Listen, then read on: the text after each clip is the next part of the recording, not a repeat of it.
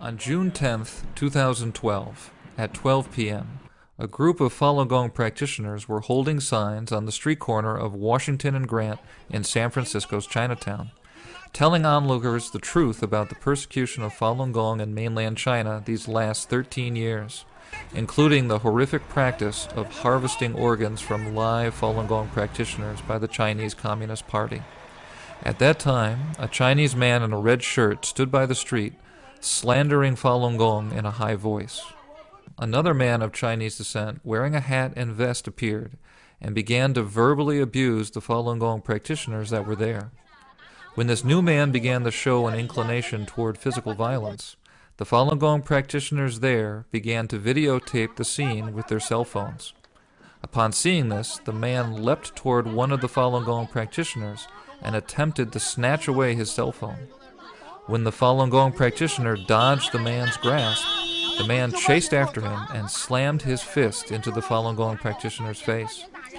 The practitioner did not retaliate, but warned the assailant that his behavior would be videotaped.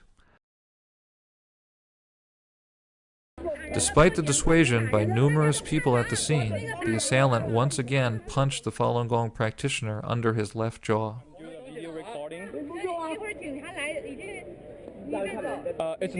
The assailant, along with the other Chinese man in the red shirt, attempted to escape the scene, but the assaulted Falun Gong practitioner and another female practitioner stood in their way. The man in the red shirt struck at the female practitioner's shoulders, chest, and face, and the female practitioner said loudly, "You hit people?" The man in the red shirt shouted back. The assailant in the hat ran through the crowd yelling, and the assaulted Falun Gong practitioner followed him. A short-haired female accomplice of the assailant, who was wearing a red vest, yelled for the assailant to lie down on the ground.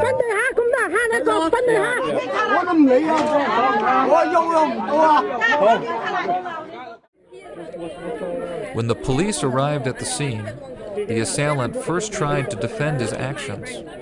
Then he laid down on the ground and pretended to have fallen unconscious.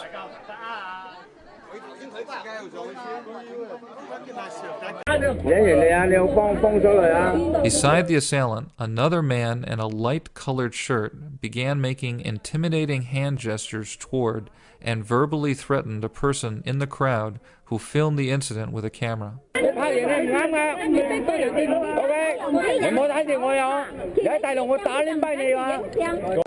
Another onlooker then stepped forward and showed the police officers a video of the incident, and the police began to gather information from the assailant and the assaulted Falun Gong practitioner for the police report. So you saw that? Okay, I saw that. Okay. Do you guys know him? The police called for the man to be taken away in an ambulance. Many cases of Falun Gong practitioners being assaulted in San Francisco's Chinatown have been recorded. However, every time the Falun Gong practitioners would refuse to retaliate, adhering to the principles of truth, compassion, and tolerance, and would tell the truth of Falun Gong with compassionate hearts, even in the face of violence. Both the victims of this assault were previously persecuted in mainland China for their belief in Falun Gong. They escaped to the United States because this country is known throughout the world for defending people's freedoms. Now, even here in the United States, it seems as though these two victims and all other American Falun Gong practitioners must continue to worry about their safety and security. The city government of San Francisco should thoroughly investigate this crime and bring the perpetrators to justice. The city of San Francisco should also strive to protect all of its citizens.